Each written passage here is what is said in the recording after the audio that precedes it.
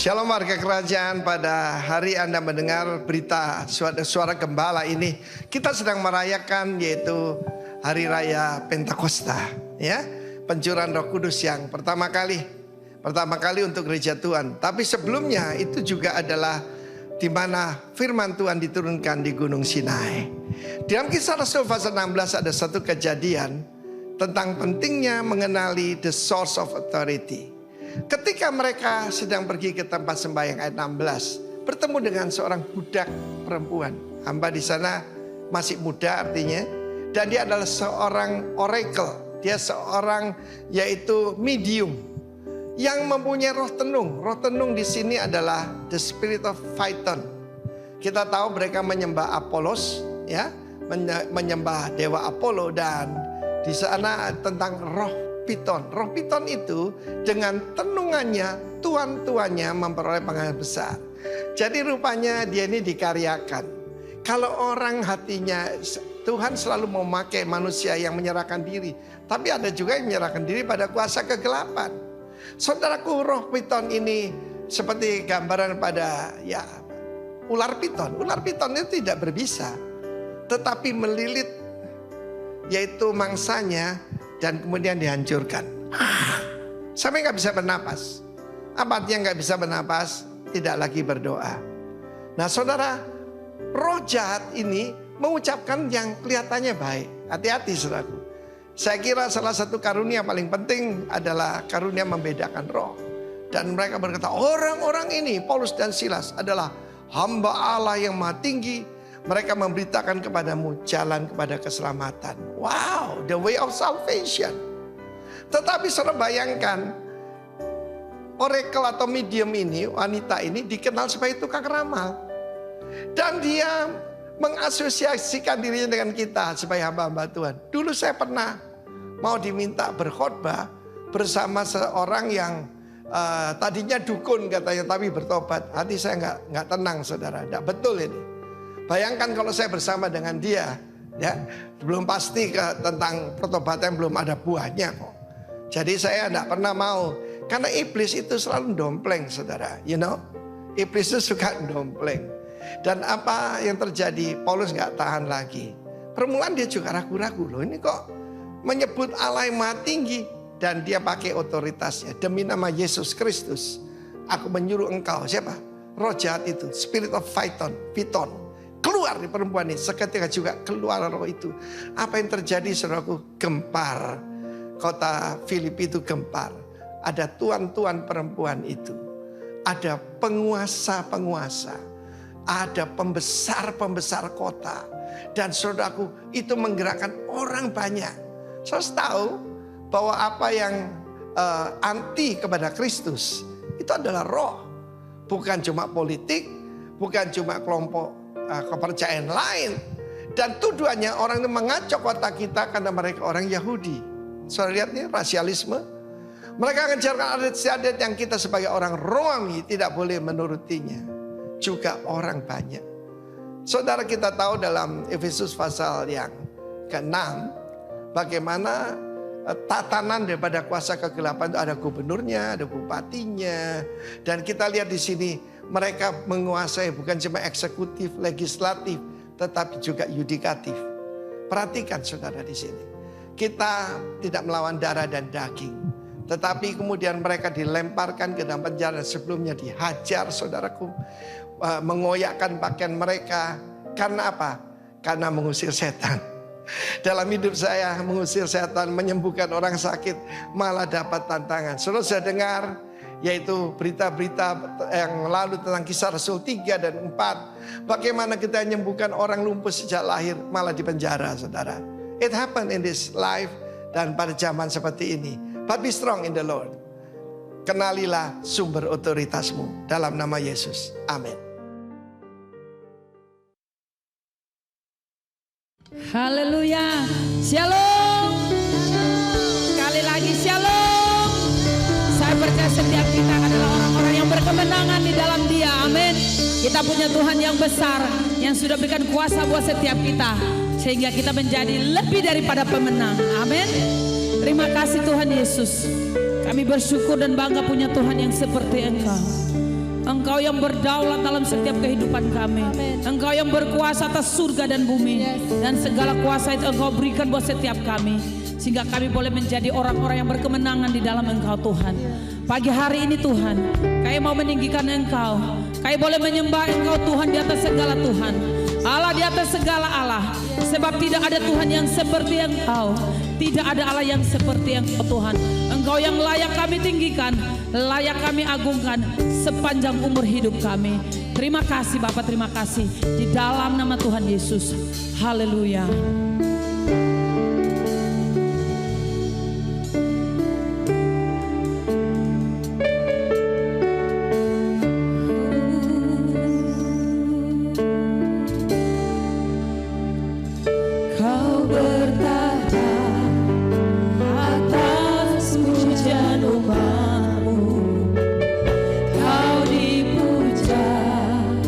Dalam hadirat-Mu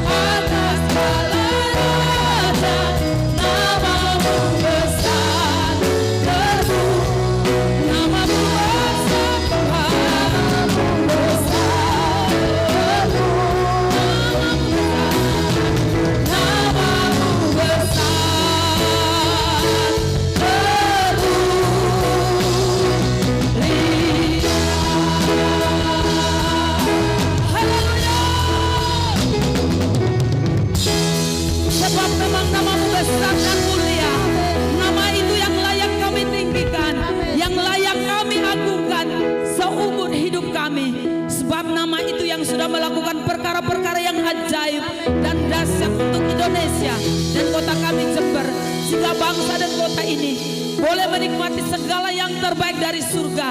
Susu dan madu yang berlimpah-limpah di bangsa dan kota ini sudah Tuhan berikan untuk bangsa dan kota ini, sehingga ada kelimpahan, ada sukacita yang besar. Sebab Allah yang kami sembah itu adalah Allah Jehovah Jireh yang menyediakan semua yang dibutuhkan. Terima kasih untuk pemerintahan yang hebat yang telah Tuhan pakai, dari pemerintahan yang tertinggi sampai yang terendah, boleh bekerja sama dengan Tuhan, melakukan kehendak Tuhan di bumi ini, sehingga Indonesia sampai kota Jember boleh penuh dengan kemuliaan-Mu Tuhan. Kami lepaskan shalom untuk Jember, shalom untuk Indonesia. Tanahmu diberkati, airmu diberkati, udaramu diberkati, ekonomimu diberkati. Datanglah kerajaan-Mu, jadilah kehendak-Mu atas Indonesia, atas kota Jember, sama seperti dalam kerajaan surga. Kami bersepakat Tuhan memberkati setiap pemimpin kami, memberkati gembala senior kami, Pastor Timotius Arifin dan istri, juga Pastor Benny dan istri Tuhan. Kami minta hikmat Allah, fresh anointing itu ada dalam setiap kehidupan mereka, mengurapi setiap mereka, memperlengkapi setiap mereka, menguduskan setiap kehidupan mereka, boleh melakukan perkara-perkara yang ajaib dan dahsyat yang telah Tuhan percayakan dalam setiap kehidupan mereka, sehingga lewat kehidupan dan pelayanan mereka kerajaan Allah semakin diperluas, nama Tuhan Yesus semakin ditinggikan. Terima kasih Bapak, terima kasih. Kami mau bersuka cita sebab kami punya Allah yang ajaib dan dahsyat, yang kuasanya sudah diberikan buat setiap kami di dalam nama Tuhan Yesus, yang siap meninggikan Dia, Raja dan segala raja. Sama-sama katakan lebih lumayan, roja bersama-sama katakan amin. Haleluya, katakan kiri kanan, kuasa itu sudah diberikan buat Anda dan saya. Haleluya.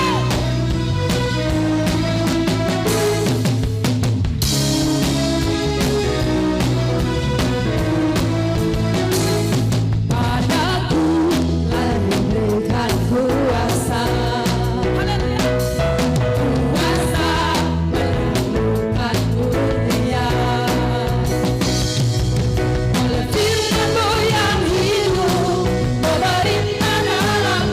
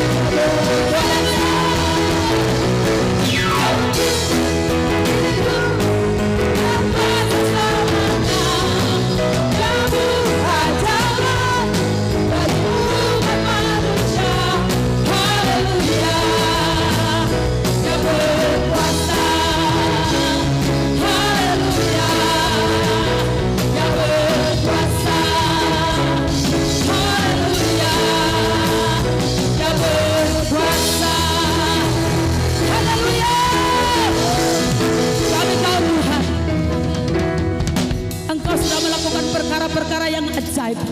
Dahulu kami sudah mengalaminya, dan kami percaya hari ini Engkau akan nyatakan lebih lagi Tuhan. Kami akan melihat perkara-perkara yang ajaib terjadi dalam hidup setiap kami. Sebab Engkau Tuhan yang ajaib, Engkau membuat mujizat dalam hidup setiap kami. Terima kasih Bapak, terima kasih.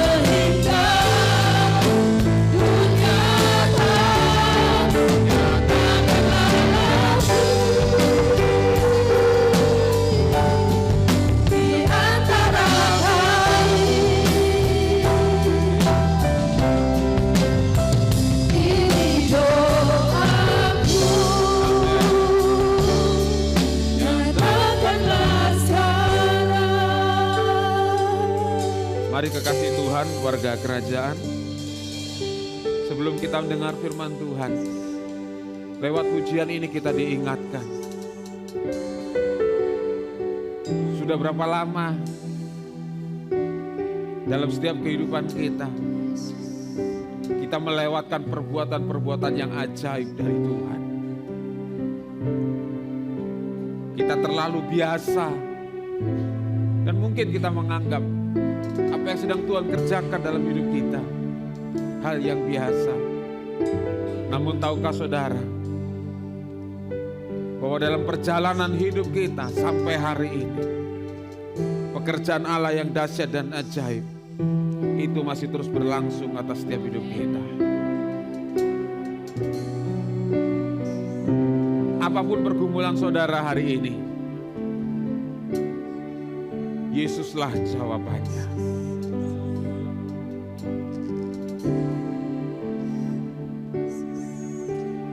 Mari Roh Kudus, berkaryalah pagi hari ini. Lanjutkan karyamu dalam setiap kehidupan kami.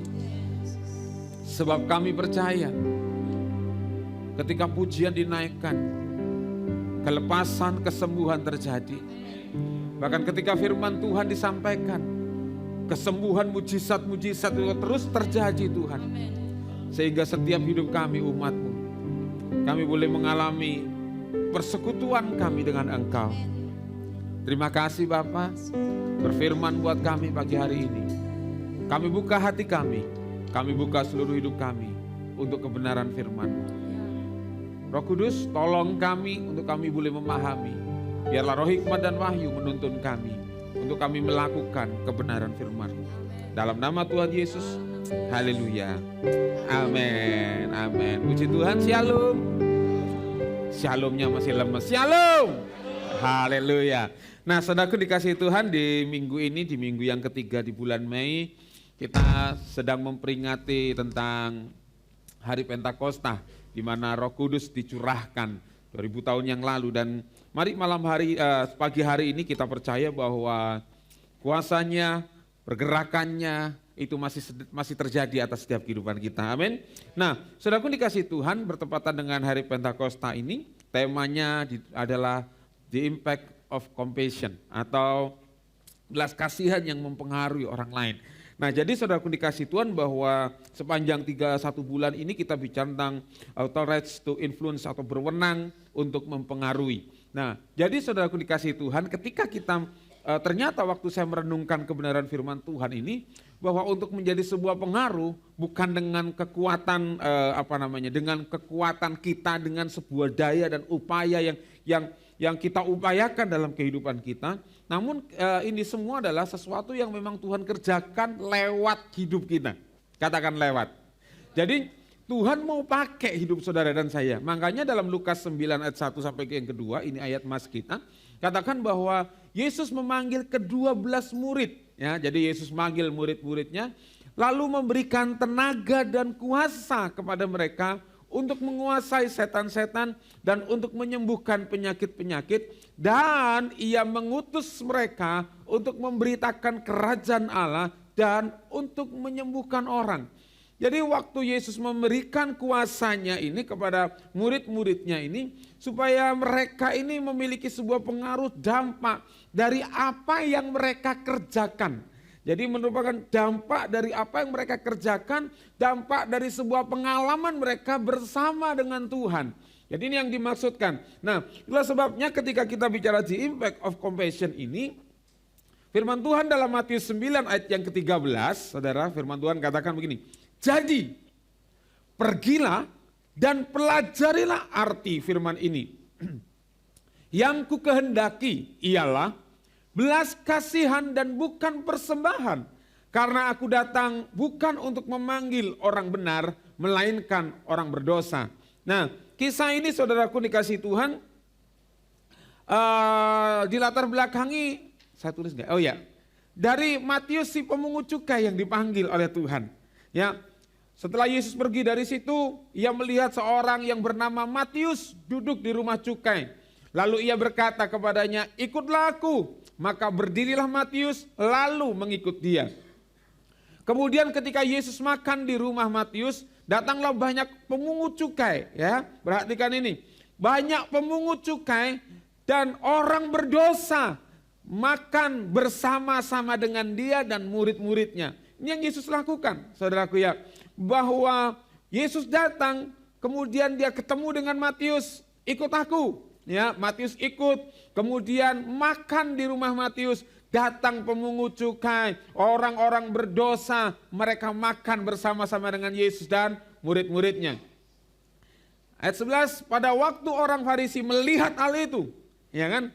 Kalau ayat yang 13 tadi katakan bahwa Yesus datang bukan untuk memanggil orang benar, di terjemahan lain orang yang merasa benar. Ya.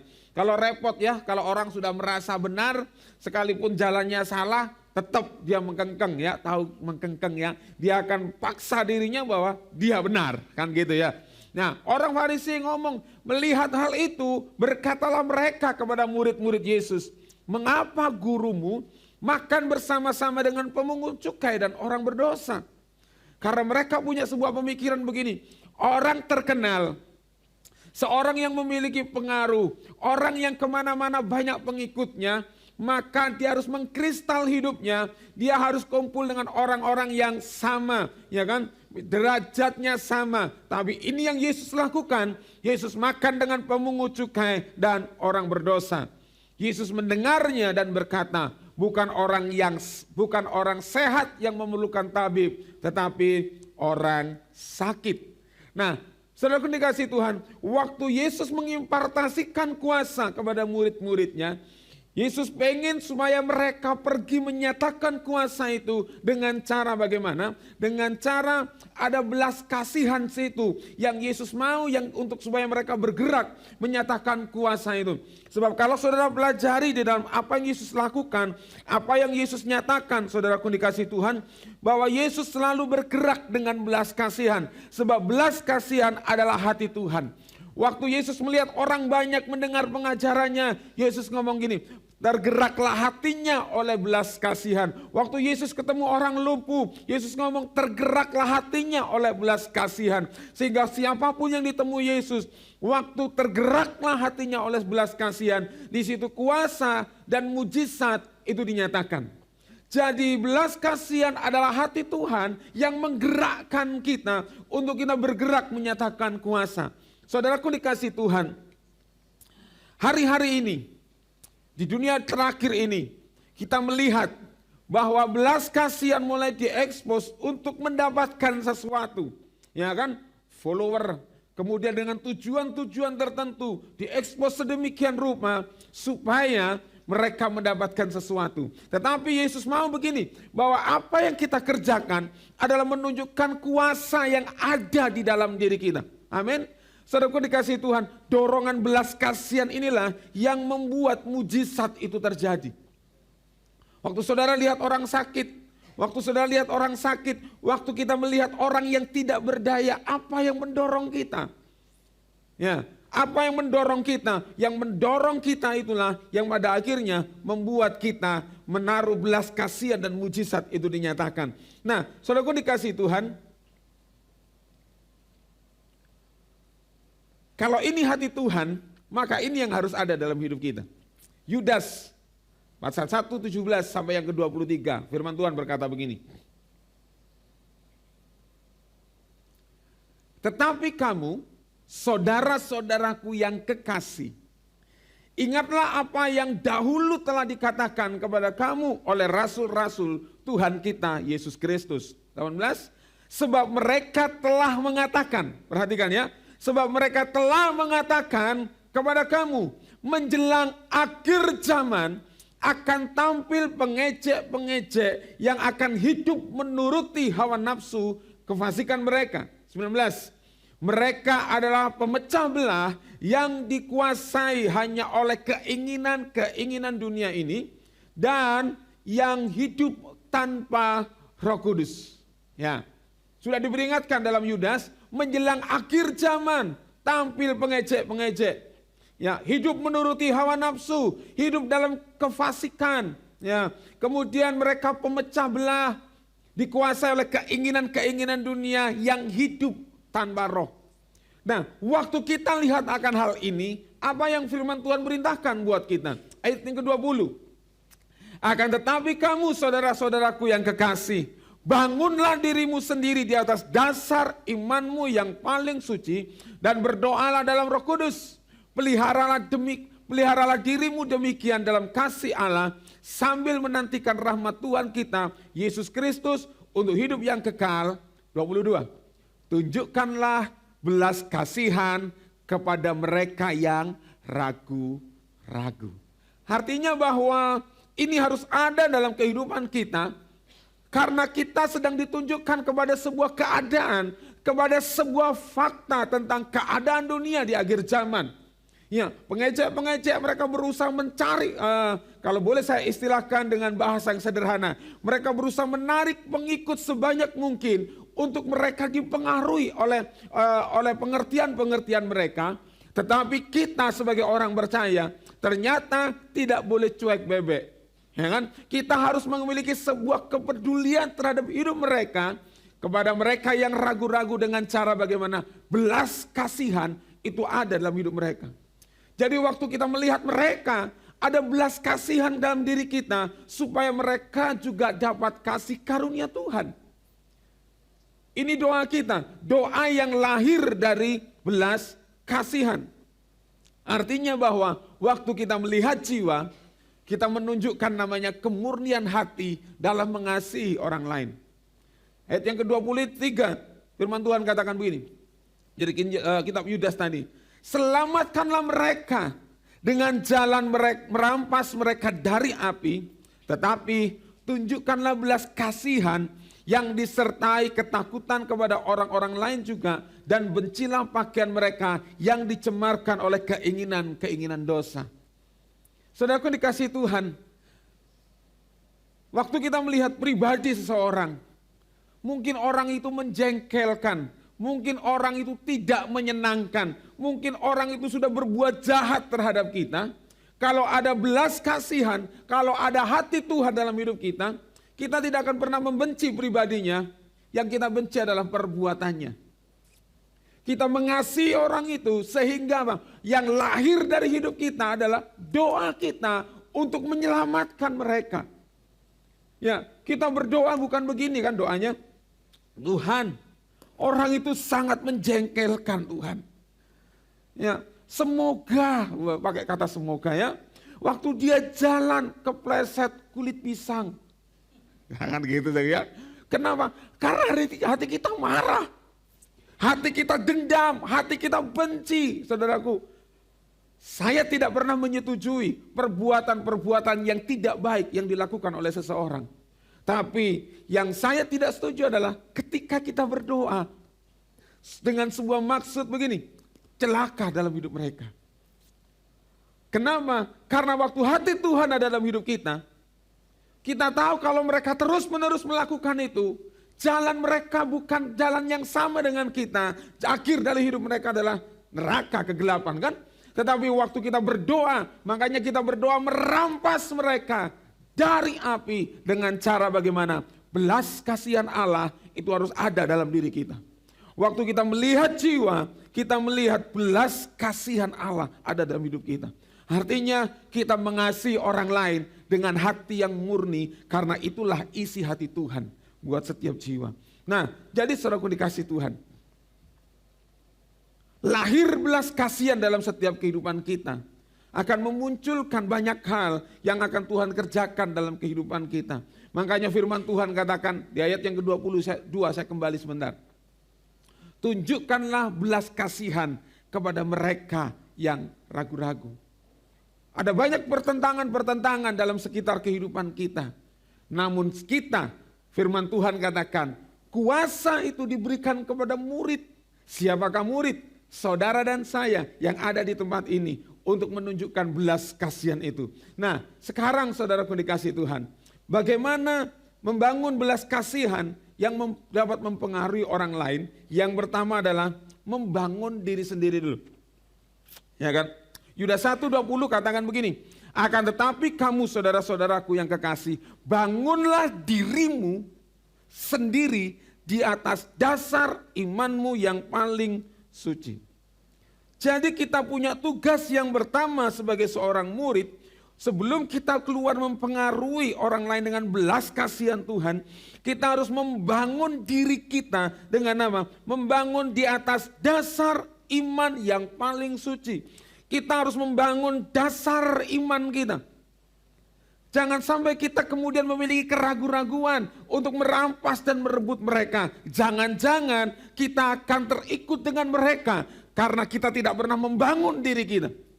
Kita punya tugas membangun diri kita. Banyak upaya dalam membangun. Yang pertama, secara pribadi kita bisa membangun diri kita lewat apa? Kita membaca firman Tuhan. Kita membangun mesbah dalam kehidupan kita. Kita bisa melakukan itu secara pribadi, membangun diri kita. Kemudian yang kedua, kita bisa membangun secara korporat. Kita di tempat ini ada ibadah. Firman Tuhan katakan, janganlah menjauhkan diri dari pertemuan-pertemuan ibadah yang biasa dilakukan. Saudaraku, karena dalam ibadah itu kita seorang dengan yang lain saling menguatkan. Di dalam komunitas sel kita saling dibangun dan dikuatkan. Nah, jadi kita harus memiliki sebuah kesadaran dulu. Yang pertama adalah bangun diri kita sendiri. Bangun diri kita sendiri. Itu adalah sebuah kesadaran yang sangat penting. Karena saudaraku dikasih Tuhan, pertumbuhan iman itu harus diupayakan. Pertumbuhan iman harus diupayakan. Kenapa saudaraku? Mungkin saudara pernah dengar atau mungkin pengalaman sendiri. Dulu saya menggebu-gebu dengan Tuhan. Dulu saya sangat semangat melayani Tuhan. Dulu saya begini dengan Tuhan. Dulu. Sekarang pertanyaannya adalah bagaimana dengan sekarang? Pujian tadi, ya kan? Perbuatan-perbuatan Allah yang dahulu. Kita renungkan, yes. Kalau dulu Tuhan sudah menyertai perjalanan hidup kita, kita pastikan waktu dalam kesulitan dan kesukaran dalam hidup kita, Allah yang sama pasti akan menyertai hidup kita. Tetapi persoalannya adalah, apakah kita membangun iman kita atau tidak? Iman kepada Yesus harus bertumbuh, saudaraku dikasih Tuhan. Harus mengalami sebuah pertumbuhan. Efesus 3:14-21, firman Tuhan berkata begini. Itulah sebabnya aku sujud kepada Bapa, yang daripadanya semua turunan yang di dalam surga dan di atas bumi menerimanya, namanya. Aku berdoa supaya Ia menurut kekayaan kemuliaannya menguatkan dan meneguhkan kamu oleh Roh-Nya di dalam batinmu. Selanjutnya, sehingga oleh imanmu Kristus diam di dalam hatimu dan berakar serta berdasar di dalam kasih. Jadi oleh karena iman kita kepada Kristus diam, harus berakar dan berdasar. Aku berdoa supaya kamu bersama-sama dengan segala orang kudus dapat memahami betapa lebarnya, panjangnya dan tingginya dan dalamnya kasih Kristus. Itulah sebabnya aku sujud kepada Bapa. Kok balik lagi sini? Oke. Bagi dialah kemuliaan di dalam jemaat dan di dalam Kristus Yesus turun menurun sampai selama-lamanya. Yang percaya katakan amin.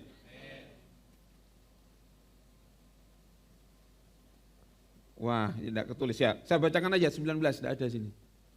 Balik lagi. Oh ya ini. Dan dapat mengenal kasih itu sekalipun melampaui segala pengetahuan.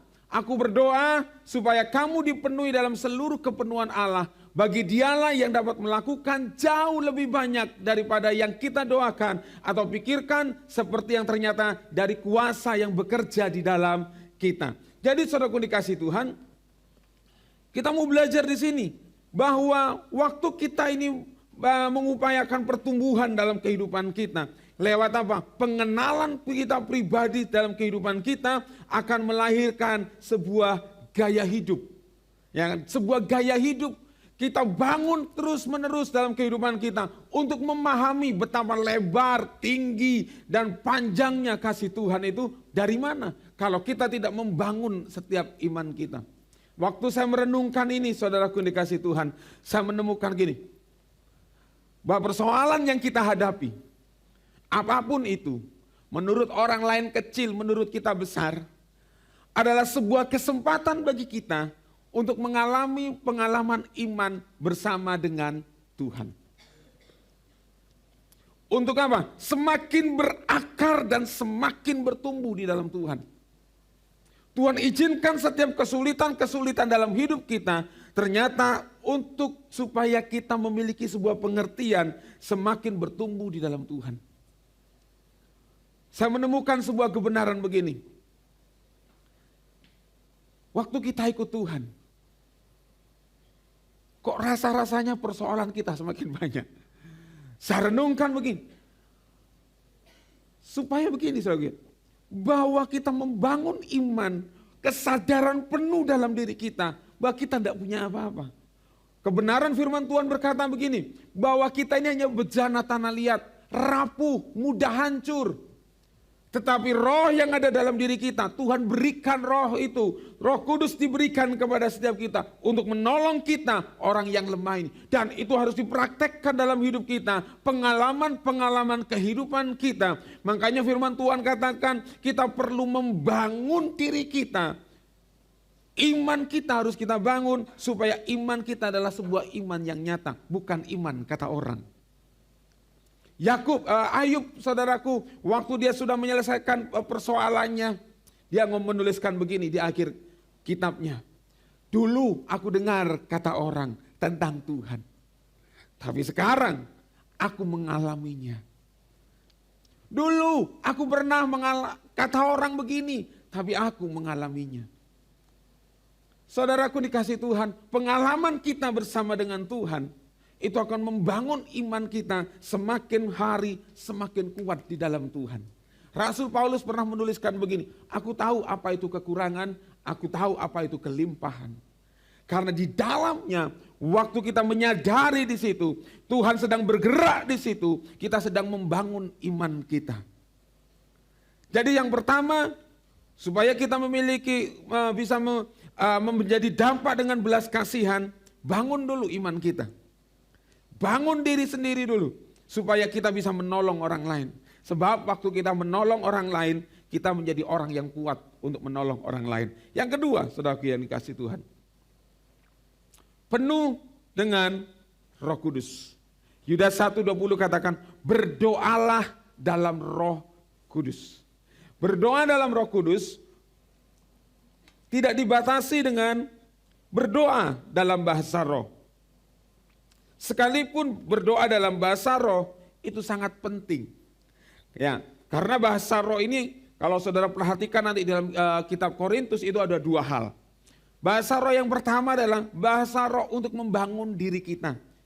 Waktu kita tidak dapat berdoa lagi, tidak dapat berkata-kata lagi, kita berdoa dalam bahasa roh. Karamakaya sakaralamat, oh rapata sakaralamaralamaralamat. Tuhan kuatkan diri kita dengan apa? Dengan Roh Kudus. Waktu kita berkata-kata dalam bahasa roh, roh yang tidak bisa dimengerti oleh manusia, bahkan setan pun tidak tahu. Tuhan yang tahu, Tuhan mengerti bahasa itu, dan Tuhan yang menguatkan kita. Tapi bahasa roh yang kedua adalah bahasa roh yang harus diartikan, karena itu sebagai nubuatan. Saudara ya, jadi dalam pertemuan raya begini, kalau ada tiba-tiba orang berbahasa roh, kemudian ada yang mengartikan, itu adalah sebuah nubuatan. Tetapi berdoa dalam Roh Kudus adalah bagaimana roh telah menaruh itu dalam diri kita. Artinya kita harus melatih kepekaan kita untuk Roh Kudus berbicara dengan kita. Roh Kudus kadang-kala bicara kepada kita, doakan. Ya kan? Saya melatih kepada anak-anak, saya ngomong gini, kalau Tuhan bicara doakan, doakan. Kadang yang kemudian yang menjadi penghalang kita ini apa sih? Satu, malu. Dua, takut. Kalau doa untuk orang sakit. Yang ketiga, takut mati. Doakan. Aduh, saya tadi kenapa enggak doa ya?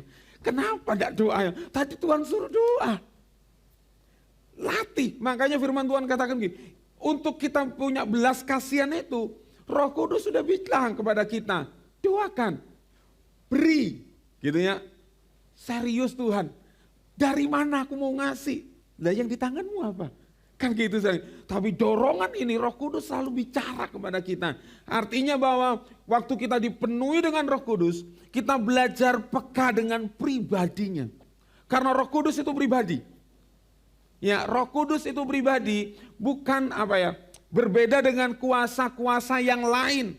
Tetapi dia adalah pribadi yang dia berbicara kepada kita. Dia ngomong sama kita. Saudara perhatikan begini, kalau ada orang ya ngomong kepada saudara, misalnya saya ngomong sama Pak Gideon, Pak, ayolah Pak, layanan gitu ya. Kalau pertama didengarkan, lama-lama tidak didengarkan, mau ngomongin enggak? Males. Gitu ya. Pak Beni ngomongin loh Pak Gideon, males, angel omongannya, gitu ya. Enggak mau dia ngomongin lagi kan, gitu. Roh Kudus pribadi, waktu kita belajar peka untuk kita melakukan apa yang Roh Kudus perintahkan, maka kita akan mengerti gini, menjadi jawaban bagi banyak orang ketika Roh Kudus itu kita belajar peka dengan Roh Kudus. Makanya berdoa dalam Roh Kudus artinya kita berdoa dengan di mana Roh Kudus bergerak yang menuntun setiap kehidupan kita. Saya ambil dalam Yohanes 4 ayat 23 sampai 24 katakan begini. Tetapi saatnya akan datang dan sudah tiba sekarang bahwa penyembah-penyembah benar akan menyembah Bapa dalam roh dan kebenaran. Sebab Bapa menghendaki penyembah-penyembah demikian. Allah itu roh dan barang siapa menyembah Dia harus menyembahnya dalam roh dan kebenaran. Artinya bahwa Roh Kudus yang ada dalam diri kita, Dia yang akan menuntun kita, Dia akan menolong kita untuk kita berdoa. Dan kebenaran di sini bicara tentang kebenaran firman. Akulah jalan dan kebenaran dan hidup. Pribadi Yesus sendiri yang dinyatakan. Jadi akan tiba saatnya dan tiba sekarang bahwa penyembah-penyembah benar akan menyembah Bapa dalam roh dan kebenaran. Sebagaimana roh menolong kita, sebagaimana roh menuntun kita, sebagaimana kita mentaati Yesus, disitulah kita sedang menaruh impartasi kuasa kepada orang lain. Kita sedang menaruh kuasa itu dalam diri kita. Waktu Yesus datang ketemu perempuan Samaria ini, dorongan Yesus adalah belas kasihan melihat wanita Samaria. Melihat orang-orang Samaria, bagaimana orang Israel mengucilkan bangsa orang-orang Samaria ini. Mereka datang, Yesus datang kepada wanita ini. Wanita ini ngomong gini, kami akan menyembah di sana, tapi akan tiba saatnya bahwa akan ada penyembah-penyembah benar yang akan menyembah Bapa dalam roh dan kebenaran. Artinya saudaraku dikasih Tuhan, menyembah dalam roh dan kebenaran itu membangun sebuah hubungan keintiman kita dengan Tuhan yang akan mendatangkan kepekaan untuk kita mendengar suara Roh Kudus. Roma 8, 26 sampai 27 katakan begini. Demikian juga Roh membantu kita dalam kelemahan kita, sebab kita tidak tahu bagaimana sebenarnya harus berdoa. Tetapi Roh sendiri berdoa untuk kita kepada Allah dengan keluhan-keluhan yang tidak terucapkan. Dan Allah yang menyelidiki hati nurani mengetahui maksud Roh itu, yaitu bahwa ia sesuai dengan kehendak Allah berdoa untuk orang-orang kudus. Jadi saudara dikasih Tuhan, kalau hari ini kita memperingati pencurahan Roh Kudus, hari Pentakosta itu, supaya setiap umatnya diperlengkapi dengan Roh Kudus, mengerti apa yang seharusnya kita kerjakan, menyatakan kuasanya di dalam setiap kehidupan kita. Firman Tuhan katakan Roh sendiri berdoa untuk kita, kepada siapa? Kepada Allah dengan keluhan-keluhan yang tidak terucapkan. Dan Allah yang menyelidiki hati nurani mengetahui maksud Roh itu. Saudaraku dikasih Tuhan, waktu kami ada sebuah pergumulan. Pergumulan kami selalu bukan tentang diri kita, diri kami. Tuhan taruh satu nama. Kami sedang berdoa, kami sedang bergumul. Tiba-tiba waktu kami berdoa, ada satu perkataan, kami doakan orang tersebut. Dan waktu kami sampaikan itu, orang itu cuma ngomong gini, kok ngerti? Kok ngerti yang kami alami? Saudara, kami bukan orang sakti yang tahu semuanya. Tapi Roh Kudus yang selalu kasih tahu buat kami. Roh Kudus kasih tahu waktu kami berdoa tidak ngerti. Tuhan, tolong Tuhan. Tolong Eko Tuhan, kami berdoa. Cuma kadang-kadang, cuma perkataan kami ngomong begini. Tolong apa tidak ngerti. Waktu kami berbahasa Rokara Pakaya Sandara Makaya Lama Sanda. Tuhan langsung kasih sebuah inspirasi. Waktu itu disampaikan, itu akan menjadi sebuah jawaban. Oh iya, terima kasih.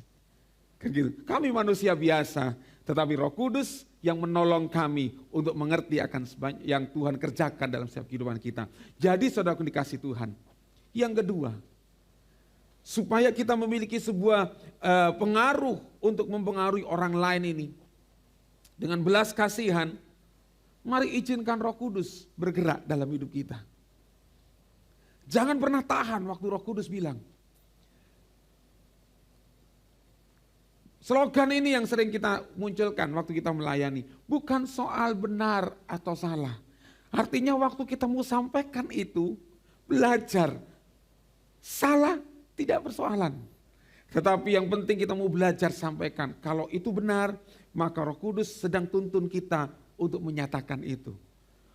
Pak, saya tidak punya pengalaman. Roh Kudus akan kasih kita pengalaman. Pak, saya takut. Latih diri kita supaya kita mengerti apa yang Roh Kudus mau dalam setiap kehidupan kita. Amin. Jadi yang kedua, saudara yang dikasihi Tuhan, biarlah Roh Kudus yang ada dalam diri kita menolong kita untuk kita bergerak di dalam kuasanya. Dan yang ketiga, saudara yang dikasihi Tuhan, yang ketiga adalah memelihara diri kita di dalam kasih. Yudas 1:21 katakan, peliharalah dirimu demikian dalam kasih Allah. Iya. Kata pelihara di sini, tereo, artinya begini, dia menyimpan, menjaga dan mengamati, ya, memperhatikan dengan cermat. Jadi dengan kata lain gini, dia memiliki sebuah kesungguhan untuk dia jaga benar-benar. Supaya ya kalau sebuah barang itu tidak hilang. Ya. Memelihara diri dalam kasih artinya kita harus tetap tinggal di dalam Yesus. Karena Allah adalah kasih yang sering kita dengar ya. Yohanes 1:16 katakan begini. Karena dari kepenuhannya, ya dari kepenuhan Allah itu, waktu kita percaya kepada Yesus, firman Tuhan katakan bahwa kita semua telah menerima kasih karunia demi kasih karunia. Jadi waktu saudara dan saya terima Yesus, kita tinggal di dalam Yesus. Yohanes 16 katakan begini, 14, bahwa tinggallah di dalam aku dan aku tinggal di dalam kamu. Bicara tentang pokok anggur ini, artinya bahwa kita hidup di dalam kasih karunia demi kasih karunia. Waktu kita tetap tinggal di dalam kasih, kita tetap tinggal di dalam Kristus Yesus, berarti kasih karunia demi kasih karunia itu ada di dalam kita. Nah, jadi saudaraku dikasih Tuhan, tinggal di dalam kasih, artinya yang kedua, kita menuruti perintahnya. Ya. Jadi yang pertama, memelihara kasih, kita tetap tinggal di dalam Yesus. Yang kedua, tinggal di dalam kasih artinya kita menuruti segala perintahnya. Yohanes 15 katakan begini, seperti Bapa telah mengasihi aku, demikianlah juga aku telah mengasihi kamu. Tinggallah di dalam kasihku. Keren ini saudara ya. Firman Tuhan katakan, seperti Bapa telah mengasihi aku, Bapa mengasihi Yesus, demikianlah juga Yesus mengasihi saudara dan saya. Kemudian Yesus ngomong begini, tinggallah dalam kasihku. Ya. Kemudian ayat 10 katakan begini, jikalau kamu menuruti perintahku, kamu akan tinggal di dalam kasihku, seperti aku menuruti perintah Bapakku dan tinggal di dalam kasihnya. Paradigma kita, waktu kita lakukan perintah Tuhan, kita seperti pesuruh. Disuruh dulu, saking semangatnya sudah. Ya, kita disuruh-suruh. Kita merasa bahwa melakukan perintah Tuhan itu berat. Sehingga kadang-kala kita bicara begini, aku tidak mampu melakukan perintah Tuhan. Sama bilang. Karena kita melakukan dengan kekuatan kita. kita melakukan di luar dari di luar dari kehidupan kita. Tapi waktu kita tinggal di dalam kasih itu, firman Tuhan katakan bahwa tinggallah dalam kasihku seperti aku menuruti perintah Bapakku. Dan tinggal di dalam kasihnya. 11. Semuanya itu kukatakan kepadamu supaya sukacitaku ada di dalam kamu dan sukacitamu menjadi penuh. Keren saudara. Waktu saudara dan saya menuruti perintah Tuhan, ternyata ini yang terjadi. Tuhan itu bersukacita.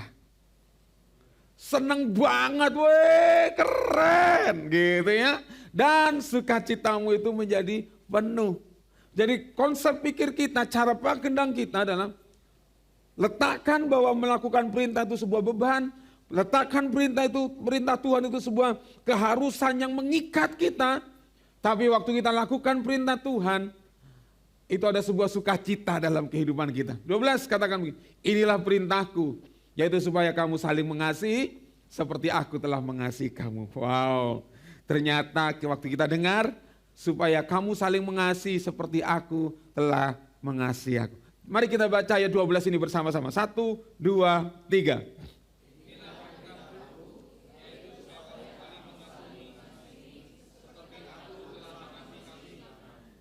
Amin. Tahu apa yang dilakukan Yesus waktu dia ngomong ini? Aku mengasihi kamu. Dia mati di atas kayu salib. Kenapa?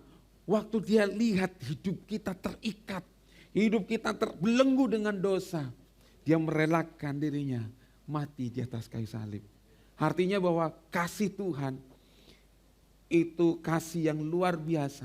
Jadi waktu kita mengasihi seperti perintahku yaitu supaya kamu saling mengasihi. Artinya gini, kita melihat orang itu seperti Yesus melihat. Kita mengasihi orang yang benceno seperti Yesus melihat. Waktu Petrus mengkhianati Yesus, saudaraku dikasihi Tuhan, Petrus ditemui sama Yesus dan dia tetap ngomong kepada Petrus, aku mengasihi engkau. Bayangin saudaraku ya, dikhianati oleh murid yang begitu disayangi, murid yang begitu selalu ikut diajak. Ya kan? Kalau saya boleh ini apa yang saya artikan begini. Petrus itu adalah salah satu murid kesayangan. Kemana-mana hanya 3 orang. Petrus, Yohanes, Yakobus, ayo ikut. Diajak naik ke gunung, lihat wah wajah Tuhan berubah. Cuma 3 orang. Petrus, Yakobus, dan Yohanes. Diajak berdoa kemana? Ke Taman Getsemani. Kamu di sini dulu, aku berdoa. Mengkhianati Yesus. Tapi Yesus tetap mengasihi. Perintahku supaya kamu saling mengasihi. Nah saudaraku dikasihi Tuhan, kalau kita mengasihi dengan daging kita, ya memang berat. Saya akan pernah ceritakan buat saudara, waktu saya kehilangan motor, saya sangat benci kepada orang yang ngambil motor. Doa saya apa? Tuhan, yang ngambil motor sakit perut, tidak selesai-selesai.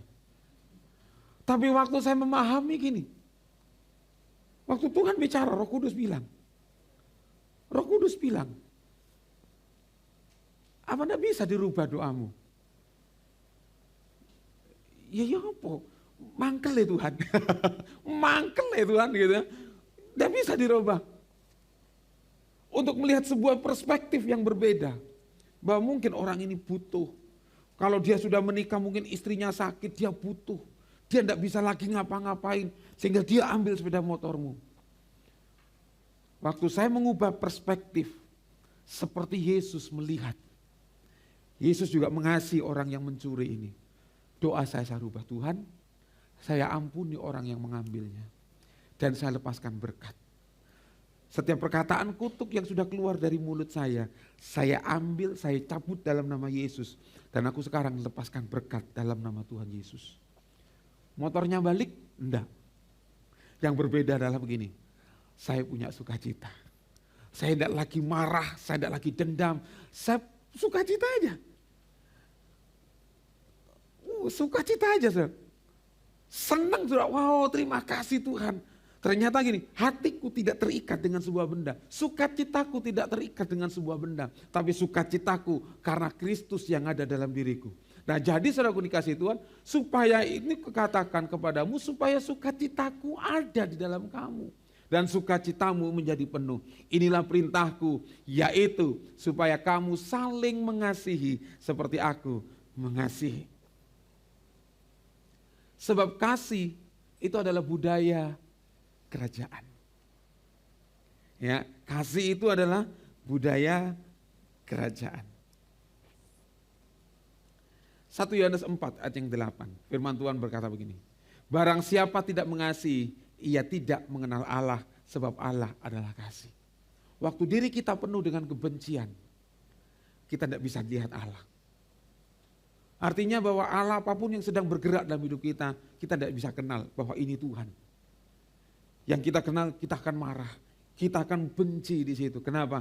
Karena barang siapa tidak mengasihi, ia tidak mengenal Allah, sebab Allah adalah kasih. Ayat 16, kita telah mengenal dan telah percaya akan kasih Allah kepada kita. Allah adalah kasih, dan barang siapa tetap berada di dalam kasih, ia tetap berada di dalam Allah dan Allah di dalam dia. Dalam hal inilah kasih Allah sempurna di dalam kita. Yaitu kalau kita mempunyai keberanian percaya pada hari penghakiman, karena sama seperti dia, kita juga ada di dalam dunia ini. 18, di dalam kasih tidak ada ketakutan. Kasih yang sempurna melenyapkan ketakutan. Sebab ketakutan mengandung hukuman, dan barang siapa takut, ia tidak sempurna di dalam kasih. Terakhir, kita mengasihi karena Allah lebih dahulu mengasihi kita. Saudara dikasih Tuhan, apa yang kita takutkan sekarang? Apa yang kita khawatirkan sekarang? Tetap tinggal dalam kasih. Tetap saling mengasihi. Waktu kita memiliki hati Tuhan, kita menjadi orang yang paling enjoy. Misalnya begini, saya selalu punya pemikiran, aku ndak urus. Ndak urus itu begini, bukan ndak peduli. Kamu mau benci saya, kamu mau ndak senang sama saya, selama kamu tidak pernah ngomong, Pak Benny, Kak Ben, aku benci gitu ya. Urusanmu, aku tetap gini, hai gimana kabarnya hari ini? Wah luar biasa, ayo tetap semangat gitu ya. Ayo tetap semangat, itu yang akan saya lakukan. Saya tidak peduli dengan perasaan saya, tapi saya hanya peduli dengan isi hati Tuhan buat saya. Nah saudaraku dikasih Tuhan, kita harus tunjukkan ini kasih itu. Dunia mengajar begini, wajar kalau kamu marah, kalau kamu dibenci. Wajar kalau kamu marah waktu kamu ditipu, ya. Tapi waktu kita melepaskan kasih, waktu melepaskan pengampunan, sukacita Allah itu melimpah dalam hidup kita. Kita marah waktu kita tertipu, waktu saya tadi contoh saudaraku. Saya khawatir, saya tidak punya motor lagi. Motor kesayangan. Aduh gitu saya. Khawatir, aduh. Saya cuma pikir gini, kegagahan saya hilang. Kalau pakai motor itu, wah gagah, wah keren gitu. Berarti yang saya lihat apa? Hanya gengsi, gaya hidup. Tapi waktu saya belajar gini, melepaskan pengampunan. Saya sedang melepaskan gengsi saya tadi. Kalau naik motor tadi keren, gitu ya. Keren banget saudara. Kalau apalagi istri saya terus gonceng terus gini, wih keren gitu, wah gitu ya. Kepalanya tambah besar gitu. Tapi waktu itu saya lepas. Gengsinya dilepas. Tuhan ganti dengan sebuah sukacita yang lebih daripada semuanya itu. Saya tidak bicara tentang setelah itu saya dapat ganti dan sebagainya. Tapi yang saya dapat begini, sukacita Allah itu melimpah buat saya. Saudaraku dikasih Tuhan, waktu kita belajar tentang the impact of compassion, yaitu kita mempengaruhi belas kasihan yang mempengaruhi orang lain, itu lahir dari hati, lahir dari dalam. Oleh sebab itu saudaraku dikasih Tuhan, untuk bisa memiliki sebuah compassion. Bangun dirimu. Jangan biarkan dirimu lemah. Banyak hal yang bisa membuat diri kita lemah. Banyak. Kalau kita tidak pernah membangunnya. Saya bukan Superman. Saya bisa jatuh, saya bisa lemah. Tapi saya sampai hari ini sedang berusaha terus membangun diri supaya tetap kuat. Berdiri kokoh. Banyak hal yang bisa menggoyahkan hidup kita. Tapi kita punya sebuah pengertian. Aku harus mengusahakan diriku kuat. Harus membangun diriku. Membangun imanku. Membangun kepercayaanku kepada Tuhan. Itu harus kuat. Karena ada hati Tuhan yang sedang Tuhan percayakan dalam hidupmu. Yang kedua, Roh Kudus dicurahkan dalam hidup kita. Malam pagi hari ini, impartasi Roh Kudus bukan supaya saudara cuma begini, waktu diurapi Roh Kudus ada manifestasi. Kemudian kita puas dengan manifestasi. Ya, tidak salah dengan manifestasi. Tapi jangan berhenti dan mengejar manifestasi. Kejarlah keberfungsian Roh Kudus dalam diri kita. Kejarlah pribadi Roh Kudus yang bergerak dan berbicara dalam diri kita. Untuk kita mengerti hati Tuhan. Apa yang harus kita lakukan dan kita kerjakan. Dan yang ketiga, tetap miliki kasih Kristus. Sebab di atas semuanya ini, belas kasihan Allah, itu bicara tentang kasih Tuhan. Waktu ada dalam diri kita. Indahnya hidup ini. Kita lihat orang lain, kita punya pergumulan. Begini saudara, waktu saudara sedang bergumul buat orang lain, Tuhan akan perhatikan pergumulan kita. Saya dapat sebuah rema waktu Abraham berdoa, dia bergumul. Waktu Tuhan ngomong begini sama Abraham, Abraham, aku akan hancurkan, binasakan Sodom dan Gomora. Abraham berdoa kepada Tuhan. Doa Abraham tidak begini, Tuhan, di sana ada saudaraku, ada keponakanku Lot. Tolong selamatkan Lot Tuhan. Tolong selamatkan Lot Tuhan. Abraham tidak berdoa begitu. Abraham doa gini, Tuhan, kalau ada 50 orang yang masih tetap percaya dan setia kepada Engkau, apakah Engkau tetap binasakan? Oh enggak, kalau ada 50 enggak wis. Gak sido. Gak sido Tuhan ya. Nek 40 Tuhan, nek 40.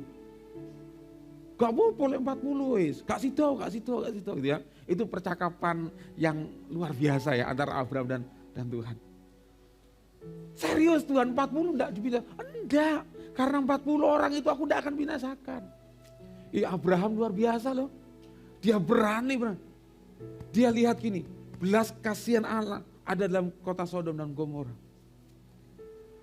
Tuhan, maaf ya, maaf. Nek 30 piye, nek 30 gimana? Enggak akan aku binasakan. Terus sampai penawaran Abraham berhenti pada angka 10. Kalau enggak 10 Tuhan. Kalau aku dapati 10 orang, aku tidak akan bumi hanguskan. Sampai doa Abraham yang terakhir, dia tidak berdoa, Tuhan, kalau tidak dapat 10, ingat ya Tuhan, Lot. Tidak.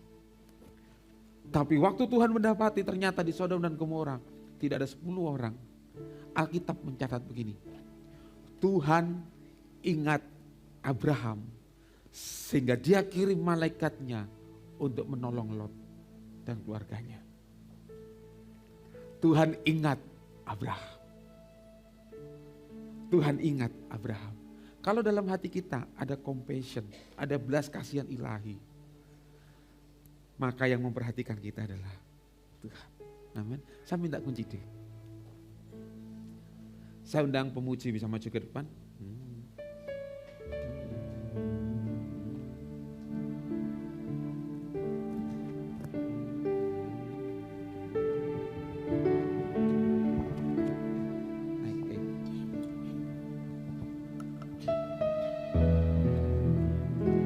Roh Kudus Kau hadir di sini. Roh Kudus, ku mengasihimu. Kau lembut, kau manis, kaulah pelindungku, penolongku, diutus Bapakku. Roh Kudus, kau hadir. Roh Kudus, kau hadir.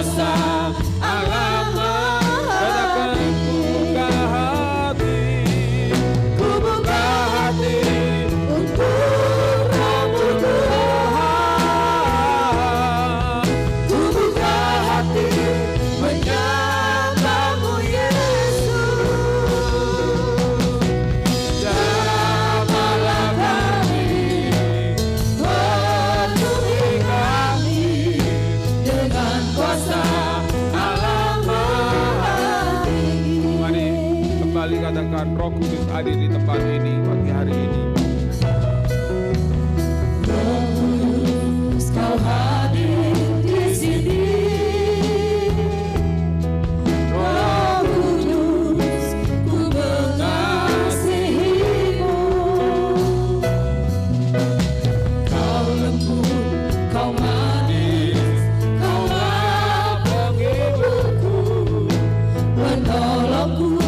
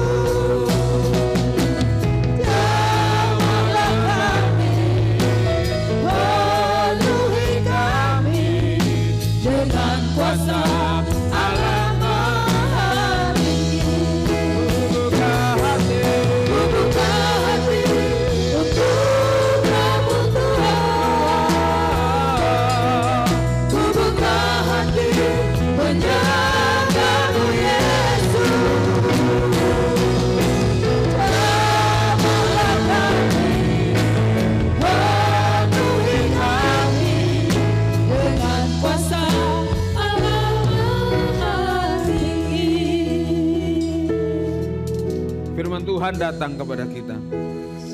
Maka Yesus memanggil jemaat GPI Rock Jember. Dan Yesus akan memberikan kuasa, tenaga dan kuasa. Dan firman Tuhan katakan, kamu akan menerima kuasa kalau Roh Kudus turun ke atas kamu. Dan kamu akan menjadi saksiku di Yerusalem, di Yudea, Samaria, dan sampai ke ujung bumi. Kita akan bisa menjadi saksi kalau ada belas kasihan Tuhan ada dalam hidup kita. Karena saudara dan saya diutus Tuhan. Ada di bumi ini. Ada di kota Jember ini. Sebagai tangan kepanjangan Tuhan. Melihat kebutuhan yang ada di sekitar kita. Oleh sebab itu Roh Kudus akan dicurahkan dalam hidup kita. Sehingga kita akan punya compassion. Belas kasihan ilahi ada dalam diri kita. Buka dua tanganmu di depan Tuhan. Katakan pujian ini. Ku buka hati untuk Roh-Mu Tuhan. Buka hatimu pagi hari ini. Ku buka hati menyembah-Mu Yesus.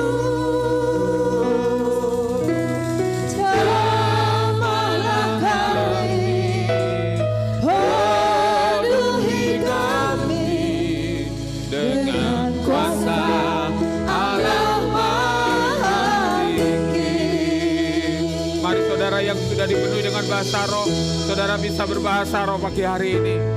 Saudara yang belum, mari malam pagi hari ini minta, Tuhan penuhkan aku dengan Roh Kudus-Mu. Aku minta Tuhan, aku buka hatiku Tuhan, aku buka hatiku Tuhan, jamah kami.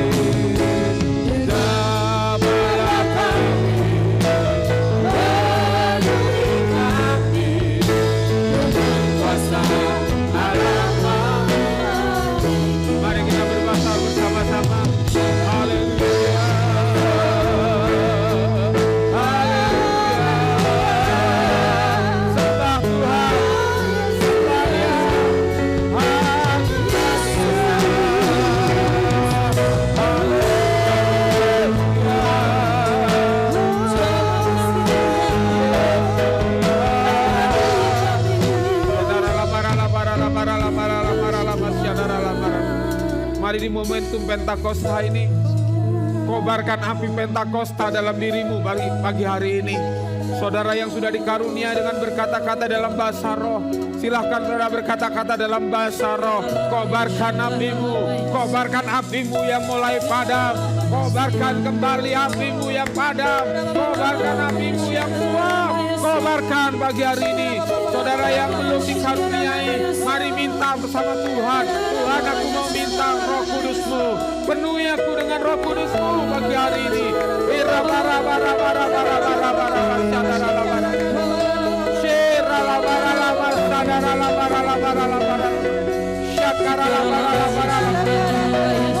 Terima dengan iman kuasanya.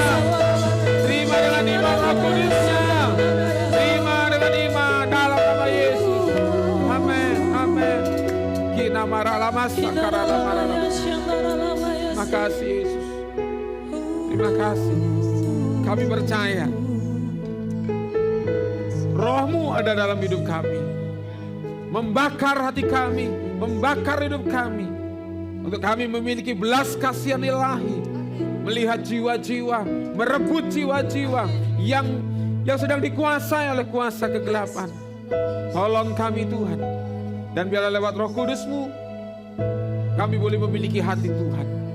Terima kasih Bapa. Meteraikan firman-Mu, apa yang sudah seharusnya Hamba-Mu sampaikan, sudah Hamba sampaikan buat jemaat-Mu di tempat ini. Meteraikan Tuhan, dalam nama Tuhan Yesus. Amin.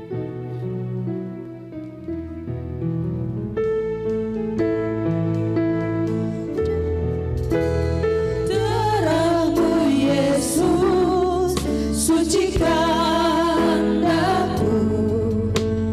Darah-Mu Yesus, bebaskanku. Darah-Mu Yesus, ubahkan daku.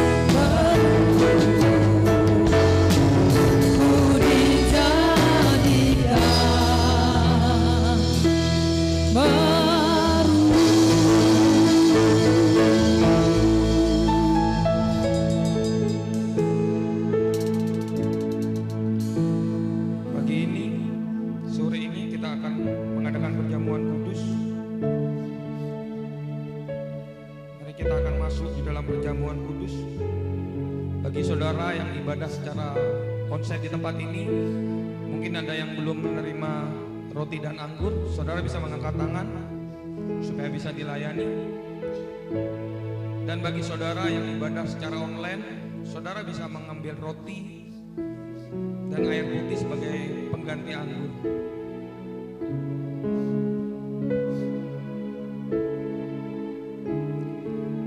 Terima kasih Tuhan,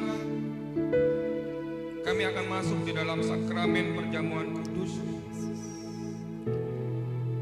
Layakkan setiap kami untuk makan dan minum dalam perjamuan kudus ini, dan kuduskan roti dan anggur ini, sebab melalui roti dan anggur ini kami mengalami persekutuan dengan Engkau Tuhan. Mari kita angkat roti di tangan kanan kita.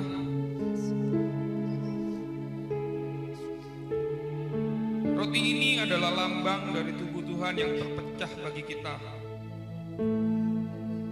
Sebab apa yang telah kuteruskan kepadamu telah aku terima dari Tuhan, yaitu bahwa Tuhan Yesus pada malam waktu ia diserahkan mengambil roti, dan sesudah itu ia mengucap syukur atasnya. Ia memecah-mecahkannya dan berkata, inilah tubuhku yang diserahkan bagi kamu. Perbuatlah ini menjadi peringatan akan aku. Bukankah roti yang kita pecah-pecahkan adalah persekutuan dengan tubuh Kristus? Mari kita makan dalam nama Tuhan Yesus.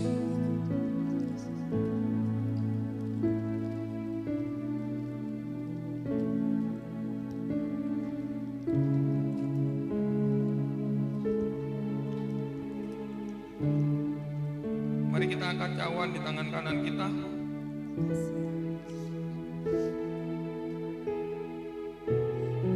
Cawan ini adalah lambang dari darah Tuhan yang dicurahkan bagi kita.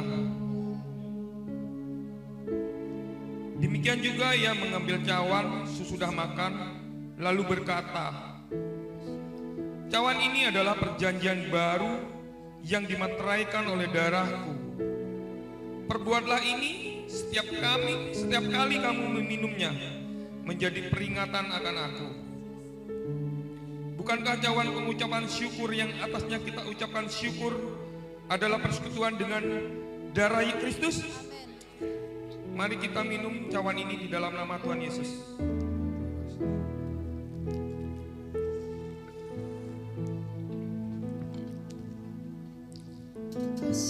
Takkan cawan berlangsung saudara. Saudara bisa mengucap syukur buat kebaikan Tuhan.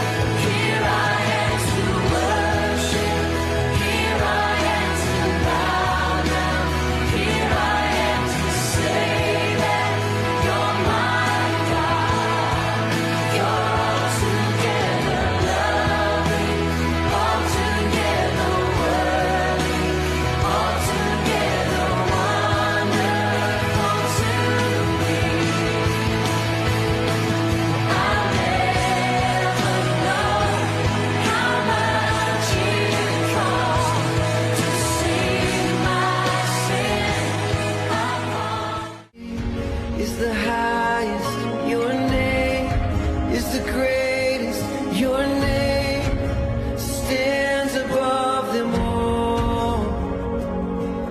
all thrones and dominions, all powers and positions. Your name stands above them all, and the angels cry, holy, all creation cries, holy, you are lifted high, holy, holy forever.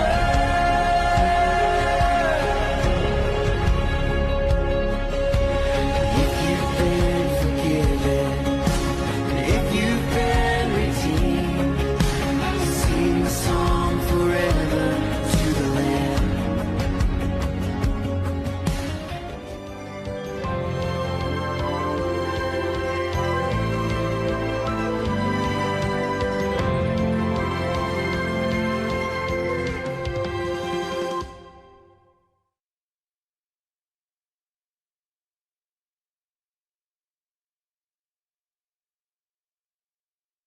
Raja.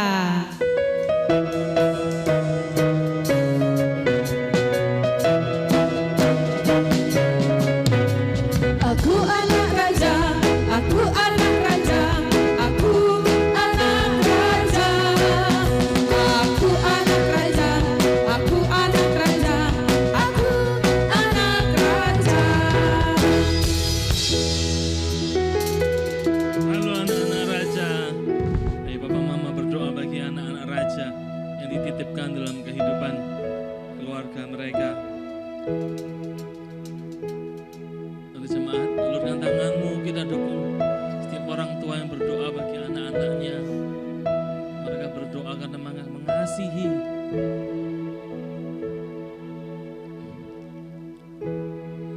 Terima kasih untuk anak-anak yang Tuhan hadirkan dalam kehidupan setiap keluarga ini, Tuhan. Kami mengucap syukur untuk anak-anak ini yang kami tahu Tuhan telah memberi kepercayaan bagi setiap orang tua untuk mendidik, mengajar, membimbing anak-anak ini menjadi anak-anak yang takut akan Tuhan. Anak-anak yang bertumbuh dengan sehat, dengan kuat di dalam iman, di dalam kecerdasan, sehingga mereka menjadi orang-orang yang akan mempermuliakan nama Tuhan dalam seumur hidupnya. Bahkan semakin hari mereka akan memancarkan kemuliaan Tuhan. Ketika mereka dewasa, sungguh-sungguh mereka menjadi terang Tuhan di tengah-tengah bangsa ini. Kami percaya penyertaan Tuhan ada atas mereka.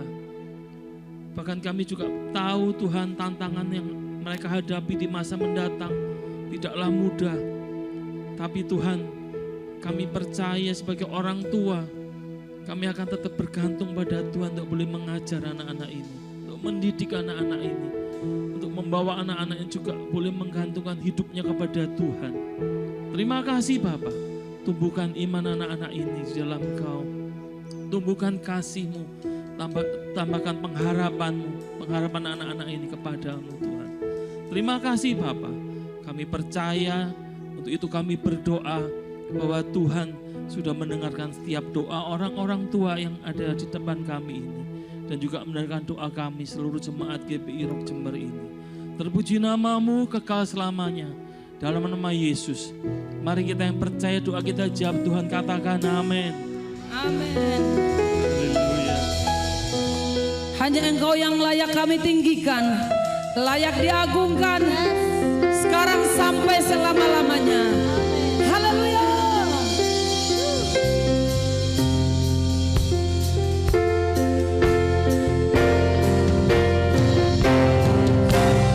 Shout to the Lord, all the earth, and I sing. Power and majesty, praise to the King. Mountains bow down and the seas will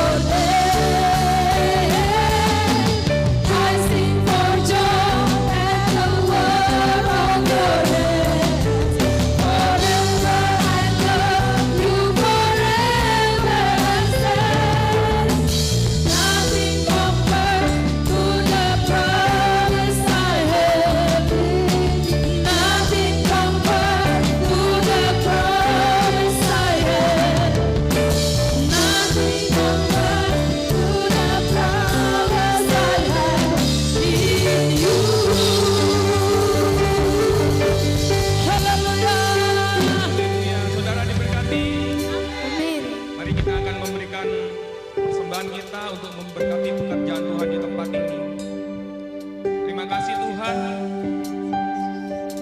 kalau Engkau telah memberkati kami, apa yang kami untuk makan, apa yang kami minum, demikian juga Engkau memberkati kami untuk apa yang untuk kami tabur Tuhan, untuk pekerjaan-Mu di tempat ini Tuhan.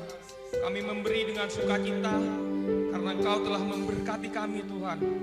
Terima kasih Tuhan, terima kasih. Mari angkat kedua tangan saudara. Terimalah berkat yang terbaik yang daripada Tuhan. Tuhan memberkati engkau dan melindungi engkau. Tuhan menyinari engkau dengan wajah-Nya dan memberikan engkau kasih karunia. Tuhan menghadapkan wajah-Nya kepadamu dan memberikan engkau damai sejahtera.